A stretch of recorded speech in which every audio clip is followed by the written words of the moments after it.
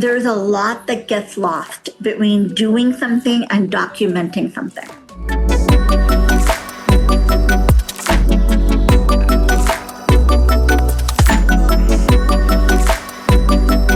It depends on how good the playbook is. It's always contextual. What we call a playbook is a lot of different things. Sometimes it is an actual playbook of what to do when.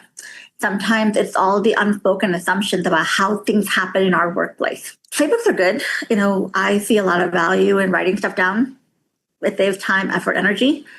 But are you writing down the right things? Who's writing it down? Because there's a lot that gets lost between doing something and documenting something. Human beings are not very good at documenting. And two, we're not very good at practicing what's being written down. This tension is pretty common in workplaces. Somebody comes up with a problem. There tends to be pressure to, go put out that fire, go solve that problem, just go make it go away. When you're in that kind of mode, playbooks are very helpful. And they can save time. They can make the pain go away to symptom management. They make the customer feel less upset. Great, but don't stop there. Once you put out that fire, say, hey, what caused this? What else could we do differently? For me, the answer always is lessons learned. If we take the time to see what else we could have done differently, what will we do next time, to write something down, to provide a little bit of guidance for the future us, who probably is going to have the same problem in a month or two, that's the value add, because very few problems are one and done. Most of us put out the same problem on average 8 dozen times without even knowing it. Because problems don't come nicely labeled. People use different words. Some people are not very good at words. Sometimes the same word means 20 different things. You're like, wait, what did you mean? So first is the art of recognizing a problem and knowing what that problem looked like before and what it will look like next time.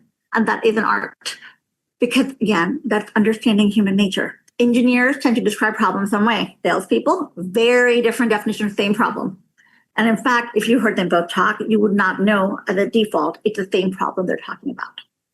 So part of problem solving is understanding where the problem is coming from.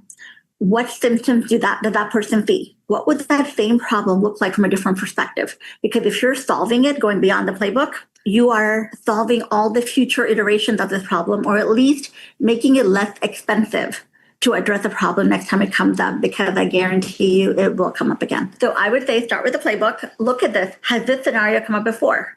Did somebody write it down? Start from there, but don't stop there. That's always going to be my answer for how do you use a playbook, when not to use it.